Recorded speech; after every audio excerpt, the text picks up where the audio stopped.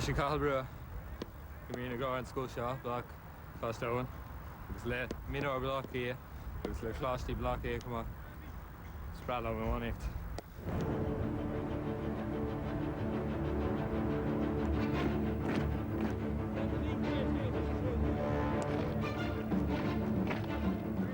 Agus an bharróg seo I mbun báire, níos dar réamh loideach a bhirt hín hen ahar atá áthmáin, ach flosc agus passion de chóraigh ársa an chomáin. Ní nach úna ach irid, go bhfuil sí mas an gná ag a chul cahracha Winter Stewart sa scanán Michael Collins, a thug an léamh chun spóideach gcuine den na sin sean aharacha céanna. É seo go léir de bhar pósa a tharla I nídiaag dahad a cuaig.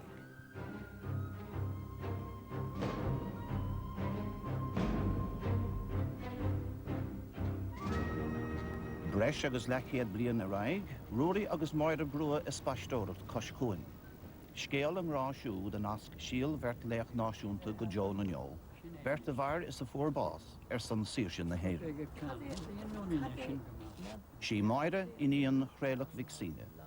Tá startha ann a mesan tionachar a bhás siúd chóchéim na míletas an chilánig I móchint na sírse. Sé Rory éonmhach Chahal Brua, Íocón poblachtánaach gáchúis, a bhás sa chug a catharga, agus a chrógacht le ling éirí amach na cásca.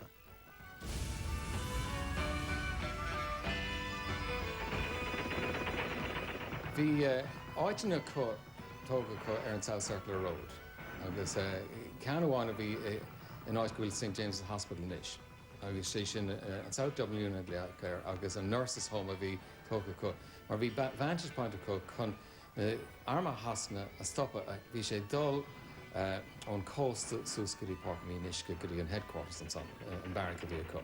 Bhí 6 cogad beag an son agus bhí Chahal Brua mar an duine dearnach ag dul sús na staire mar 6 retreat beag ach nuair a chuid sé sús na staire de fuair sé peléir nó rein peléir agus de hit sé an nuas agus bhí sé tiite an nuas níor seáb de boga ach bhí sandbags and songs bhí 6 cúnaigh man na staire an son agus bhí sé ná iad the command sheer. It was touch and go at one time, however, and only for the extraordinary heroism of our Vice Commandant, Chahal Brua, when seriously wounded, all would have been lost. It was his almost single-handed resistance and his inspired singing of God Save Ireland at a critical moment that roused our little garrison to its greatest effort, which finally repulsed this violent British assault. Captain ní eile bhí ann ús Liam McCusker éim cant greibh sé marmh ach coolla sé sin a chana agus a rá leo, come on lads, you know, come on. Bhí sé géirí héna cumad ina gúise mar bhí sé titman conscious, mar bhí sé gonta timpeall fi sé uair stop an móra, you know. So sin an cúis go raibh sé san árán sin de fágaí dú, how to fought with Chahal Brua. Oh, had they died by Pierce's side, or fought with Chahal Brua, their names we would keep where the Fenians sleep, neath the shroud of the foggy dew. Duine de Canary óglaigh Chorcaí a bheith tréalach Maxine. Chlógadar I nídiaag sédiaag a chánig fré ordathe vicnéil I de riad agus an bart. Nuair a dún bharíocht de más mo Cartáin ard mhéar a Chorcaí, tábhaigh tréalach ina anad. Bé cinúint vicine, údarrás morálta na Breataine a chreatha go bán, nuair a déag sé féin I brisún Brixton tar éis stelcachra 74 lá, mí ar a fóir nídiaag fithe. Shall my soul pass through old Ireland, pass through Cork's old city grand? Shall I see the old cathedral where St. Patrick took his stand? Cúisiste agus tuisc go raibh sé nabhlach I gabhar. Dúirt sé nuair a thosaigh sé féin a cosint, sin céad de dúirt sé ná as Lord Mayor of the City of Cork and as Chief Magistrate, I declare this court illegal. And everything that happens is illegal, and from now on, I am on hunger strike. I shall be free within a month, one way or the other. Nou, ní ra bhéon óras ag an amsan ag muintir leis go bhéit a réine marachta níos fuide na mí aber gan bia. So nuair cúise har an bhí, hánig press an down go London. Agus bhí arán, gach madan, bhí rud curamach acu, the condition of the Lord Mayor today, the condition of the Lord Mayor of Cork. Agus bhí sin a siúl a feig ó mí go dtí an deire. Seachta cecha lo, an san an socrat. Agus gach éon rud a hála. As bhí an tóras a fud an down. If you want on Ree Shorse, bhí sé tréis gá telegrams a chuirt go dtí Lord George ará an Treach Maxine Scuile. So bhí is a go greibh rac idirnáisiúnta ann, diplomatic war a bhí ar siúl. Nuair bhí sé sin fáil bháis, bhí Kevin Barry chun crocha ag an am céine, a trína Caroline ag son bhí Dev na Stát Aontaithe agus bhí sé tuairt a ráide, agus bhí rac of ása gan agus de láin ag son the Hostington negotiations so hasna. Will you meet my little daughter? Will you make her understand? Tell me, Father, ere you leave me, shall my soul pass through Ireland? Sa Crawford Gallery a Gorkig, Cemathar picture Ray Vibrook Sir John Lavery, the Relic Maxine os Cún Clyde in Ardagrish Southwark i London, Star Sholog and Corpawallia. Picture Dorothy Asen Umlan, Ganach Gach Grain at Wine, Style Corner and Ard Vera. Agus ní sin an 10 Laverys on Oilair, a winnan le Tishtri Waira. Nuair a han masús mé féin agus Carolam, a lorgan picture eile, picture an tapéil, agus han masús connections in ref sé. So, dhéanam a ceiste chuir an son agus hánig an curator. Cá sé tíb agus bhí picture a bhá, croch ann fós agus dúirt sé. Nead a cé hí siúd ach gléimiid an bainteach dire. So bhí me campán agus mé fé mar a féchan tíre agus bhí mar a gáí is dúirt mé leis. Well, os mé ar cé hí, sí sin ma bhár. Níar a bhí sa go féin, cé bhí. Muriel le Benimde, Ben og Dahuil le Rockmas, on Tinian the Boyga, the Winter Massawil Murphy, Drigori Kailula Chorky, Ben Costa le Spirit Rebelunach, a hitting raw le Trelach Maxine, Glan and Ig Tolla Ardnosach, Agus Inganis, Da Mahir. So nuair a fú sé amach go ma bháthair cardúil le duine dus na daine bhí a tuis éirí amach cúisisteach go mór hena bháthair. Agus fuair litir, bhís rád na fu mé litir le léas litir a scrísí go aspa Corcaí. Stad é seo. Agus de ragra sé. I mean, sin sáis clána bhí an. Ach dan si go dtí go fuair sé a éireacht. Raibh chuigus fithe bliain bhí socrathe go bhaid sé aireacht agus a fuair sé methar an láníag. Sa séalaigh mission nuair a bhí sesin I brisún I méal ferriste. Agus an céadúra chunach methar mise bhí timpeall sé seachna gom, thug ma bháthair agus is stocha chuig antína sóige na tanta sús go bhéal ferriste go dtíon prisún. A lorig chun bula methar agus an leanamh thus banto. Ach bin an céadúr chunach sé mise agus scrí sé dáin aní as ar fad. Baby, baby, sweet and wise, deeper than the morning skies is the wonder of your eyes. While we pause before this wonder, all life's cares must drop asunder. In the spell you hold us under.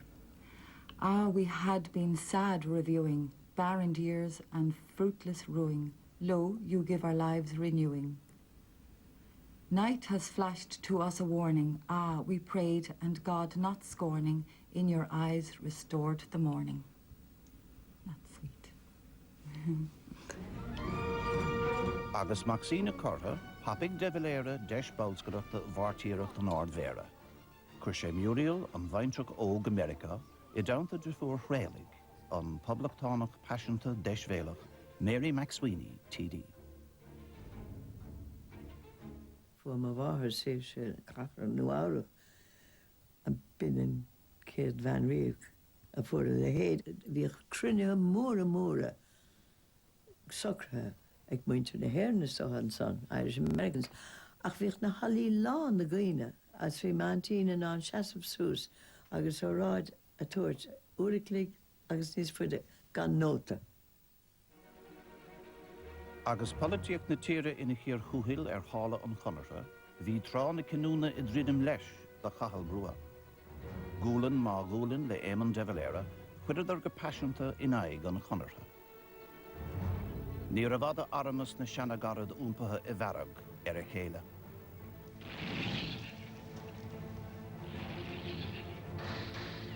Díl seach de thug chachal brua isteach san óstán Hanam I bhraidí chonil chun seasamh in aig aram an téirsteid. Agus an chuidiganmh in a bhleim lasú timpplairtha, ba léirdó gur hepórtha. Bhí timppla cúigar fácha agus thug sé na gunnaí lába bhí acu, ní raibh gunnaí móra acu. Thug sé na gunnaí ó gach ceann acu, doscail sé na barlaí agus chuir sé na pléiricha ina fóca, agus do cai sé na gunnaí a reis isteach sa tine. Agus dúirt sé san lo, síos le bhanis agus cas ar dhéis, agus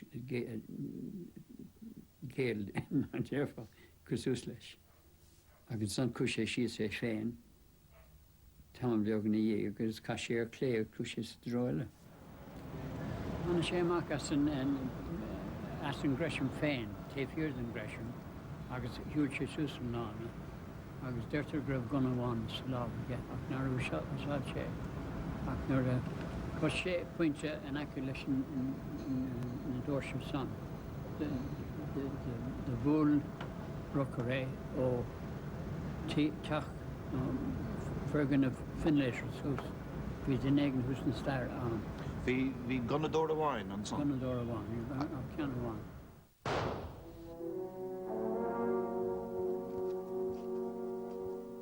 Bhí sé níos a hocht, bhí banna Gesabalia agus bhí séisiir, cluine Cad a bhí ar siúlaige? Neller. Dúir sé sin le a bmháthair nuair bhí sé bhd bás. Ní raibh sé ceart.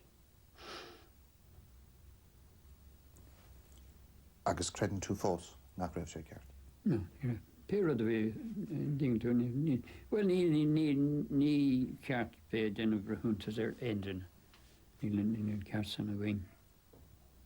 Ach bhórin trú é. Anna Chailúint. Anna Chailúint dá bhean agus dá haistí. Níor sé an tagad riamh. De maithair. Gur sé ó cruúig beidir. Ach go bhfuair sé basa san na hhéir sin méid. Sin ceist an bhór ar bhiú bás na Berta. Is still nar bhiú bás Chachal Brú, nor éire. Bás tréile vaccine dhéon sé lán maithas don dain, mar slíéigen de thug sé an plug as an Empire. Lena bhagant. Ach, is so bin an miona bhí in gach aide ag an amsan i gach héine, na dtíine eile fu bás, na dtíine fu bás I Flanders and for King and Country. Ní chuoine a san ar ná na lenaí. Dúlgus a bhí ora. In jobh, feic sé an decha tuiscint. Céntáirt a thar a bhéach an stáit a chur rih a chláán féin. Ach ag an am sin, beidir go siad a smaoineh ag am éigent, ag ar duine éigent é seo dhéanamh, agus cén fáin nach bheith mis sin an dhéanamh. Agus beidir go siad a smaoineh duine mé sin dumachláán, dum éoníon agus móhaach, agus fása siad suas ar sé start na hhéireann. Anna bheitthe atá ag dul le léig. Tríd trasóireacht. Díorí siú. Fíoch. Taobh damhanda. Saint.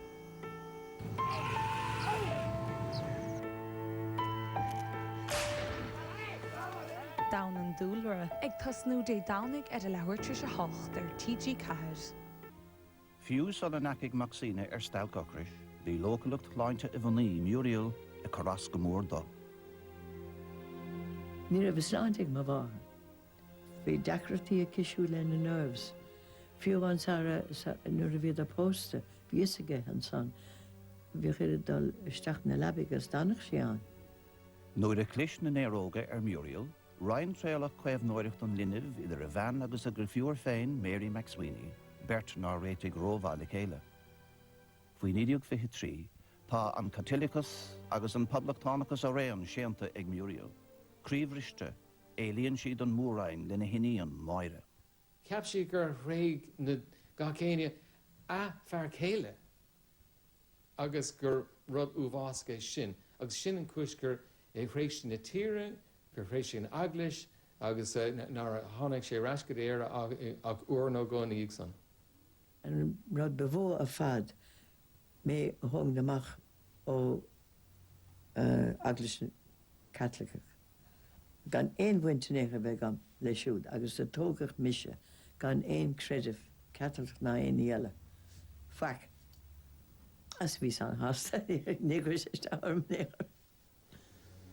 Dag Muriel an páiste is scoilíonna cónathe sa Garamáin fad a chuig sí féin le comanacha sa Boras. Chuir sin altas Mary McSweeney. Tháinig toscarí ó chorcaig don Garamáin ina measc Mrs. Stockley agus cúdar chun cainte le máire óg in ganista Muriel. Bealach amháin nó bealach eile in idiú trodó tógah máire a bhaile go chorcaig. Í féin a deagraigh an fúdach a deir sé. Ó ja, mi sé a scubíad go léir, mi sé an kidnapping. Nuair hanig an taxi dúg millish an taxi gan dal go dtíon stáisiún a casan tro eile fé éon teoring Austria. Bhís a gom caribh sé, uair go le, ngiúsán, thugus mantín mé féin tar fuair Mrs. Stockley an taxi man go le an teoring. Bhí sé gaidir brean an bog a hart, agus hiic sé go raibh an saoil bhí a céib a gan bhí hocar. Agus, so is dóilem gur chin ma bháthar, le chóirla ón bantí a bhí a tuairteide agus greibh sé anna cheanúlirí gur certe dul lena antín, agus ar am son hanig sé ras go héireann. Dá fréamhigh an gur seach óg le flosc, leistigh de chultúr náisiúnach Winter Vixine i Gorcaig. Cailín Muriel, chéimigh sí le scoláireacht dulscoile i UCC agus chuig sí a tagasc i scoile Hantín Mary ar bhóthar Wellington i Gorcaig, scoilíte, scoil fréamhaideach de Chalíní ar raibh cáil an náisiúnachas irthaí, ní nach úna agus Miss McSweeney ina príomhide. Bhíoh prapéir scrúdú tacht ó bhlách lia chun lení a hós déobh scrúda. Agus uairháin a hanig ceantas na papéire, starra, agus ceantas na ceisna bhíar, name the 6 counties of Ulster. Name the 6 counties of whatever. Agus the scrísí noted that we do not teach history in this school according to an Act of Parliament of the British Government. I am replacing this question by another question, name the 9 counties of Ulster. Nor daing that. An sin, chuir go blach lia, bhfuil máire le muintir brua don chéadúir. The Huckring Mrs. Brooks, a cara Misha Hurkadeen, our Clonard, the Manchester, Hitronona, the Zan, Agus Hugshi Machkanati, me, Con Te, Vegwing Sarah, Hamish Gideon, and Outland. And something Clona Fada, Nieman Rory, with Koika Kalini, Misha Scour, her Goni of Kalini, Rania Damisha. So, being taken, some coming in Outland. Agus hit sé an rálat an chéad lá. Cúceiste féin. Sort of romantic Republican affair a bhí honestly. Ní a bhéon buinte Republicanism leis. Í dám. Í sé nádúra. Má bhí imdí ar bhaire faoi stómach de fear céile, a bhí ar imime an IRS na Tucadaí agus a imtheoraníoch sa Corachlaning an Cogaigh níor gada bhí búrtha. Chasarúí I gcuine an Anarlin. Bart Croga a bhí an sin, the lámh trámanathair ar a ghúlinn. Cúl tóca géad an Reagan, cha sé a héal le banistíocht de siúpa éadaí fearr muintir a bháthir Kingstoms im leach lia. Córtha na linne, burgers in áit na léntí galanta inúch. Bhí an amadáras a gomsa, de gcuine, le gunaí. Ní raibh síma gom I sort of play timple le gunaí aimimid. Ní bhéon bheasa gom a rudí mar sin. Ach do thóg tú an bhóid? Ní dóilm. Well, má hág ní cuine mé. Deir sline agus star ruaí do ócáid an comórtha le clanna poblachta dúis, agus an sin le fianna fáil. Tá sé don dáil in idiog seacanna hep an dul son, ach dairid leis ceir bliana roiid. Le fianna fáil sa bhreasúra agus ruaí ina úrlairí ar húsceart éireann, chuir sé polasa ina fáil chun cín le diagras. Maidir le clán ruaí agus maire, hiigad ar son a fásaníos gur tailech as an gná iad, raibh míhantáistí agus buana a réan san áireamh dóibh. Nuair a Spánach an scanna an mise éire dúis go rá marrán an céadíthe agus go rud faoi lehééis sin. Agus ná raibh an drama bhí ar scoilm ná na chósanna dá leann, so caiigh go raibh rud éigean speisialta bhaint le sin. Ag bula le seandaoine a bhí páirteach san glúiseacht bhaint tásaáil brú ó cais. Agus an sin bheith na smuointe i tácht arás chuig na daoine sin. Seandaoine a bhí páirteach agus hasnáid chud go gáil. Agus chud eile daoine an uirt rudí cosúla, you'd never be half the man your grandfather was. Tá clán lig ruaí agus maire anna compórdach le éireach ghailach na berte seanachar. Thógad rilig a gúrim féin le gailge. Tá díirde bhór banistíocht a scoil cáin. Muintóir gnó a bheith tréilech Maxine, ach a bhí banistíochta i se cahal. Bhí agus nach fáscáin na léifre tíise warin siad, tugann dúlán éireachta ábhar machnamh dóibh go léir. Well, is duine idirnáisiúnta agus tá lán webpages an faoi. Chuir sé an impression ar an dán ar fad agus tá daoine ar nós Mahatma Gandhi. The thóg sesin leide ó Tréilech Maxine Mariala hunger strikes agus moral political weapon. Seo ceann faoi Ho Chi Minh. Nuair a bhí Tréilech Maxine ar fáil bháis, nuair a bhí sé Brixton Prison, bhí Ho Chi Minh ag gobar Kishtin, ag glanna Kishtin.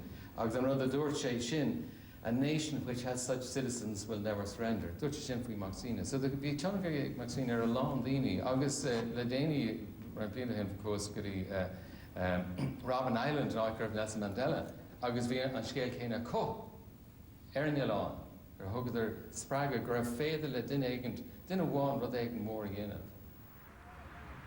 Tá gean agus grá na ngar fáistí ag ruaí agus maire, ní nach húna, ach is líge an tnaim idir an clasóg agus na sin sean athracha. Bhí mé seach san ospedéil chuúla seachtainna hen agus tuirt sé caras anam dut agus tuir mé cahall brua agus tuirt sé.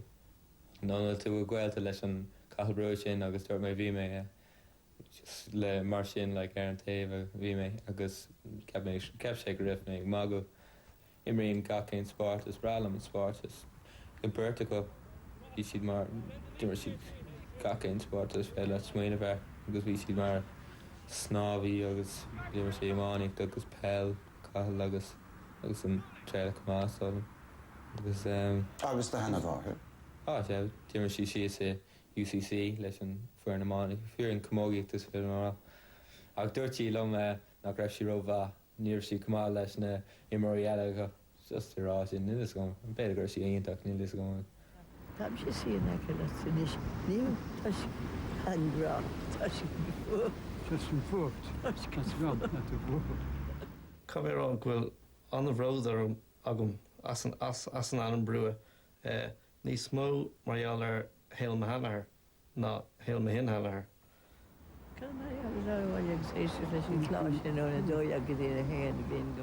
Fe mé brodó las me mama agus dado. Dado agus an saoil polúla bhí ag agus mama agus an sort saoil a bhí eici mar páiste. Fin brodó las an pertaú. And I can't sort bad sin an Monson. Why not? Inbáid, no, inbáid. Is rud as an gnáthach go bóstadíise tócha. So, yes, agus tá si post chuig sa seacht líon, so is scéal bhrá hééis sin an áirí ar rah. Oh, an cruiser captain ag grab to kind of their bud. Tá cruiser bra. No, come Tá persanta an Lord ag me cean mháthair agus bheith sais cuma níos cúine beidir ar miado. So bheith sé gcóí sais simú an sais an caint atartha eiscint bheith muama a gcóí caint agus bheith sin miado just ag sais sure, yeah. So bhí sé sin sais just an smuoineh ná an commentá atá agam sa ortha, so bheith sais daoine anna dhéifriúil atá antú. No, annach chud an bíon an burtcha caint agus ní bhíon ceachtarach a ggéisteach. Agus tuaíonn sé sin go hána bhinnig. Tá an bád dír fágan beanadar níis ag an cúna. Ag deir beanadar? Yeah, ag an deir so. Tugann si dar da chéile go háirthe le mé chean bhthar agus nasúla. Tá raach bug nach imethe aici agus bíon dadó ag fearamachtaí. Tá mamó fósa ggéire gachar d NFD féin, agus tá dadó a ggéire ceú lehí ach gan ligantí feiscint gúil sé ceú lehí. Right me the right. Tá sé garir ó. Right me the right.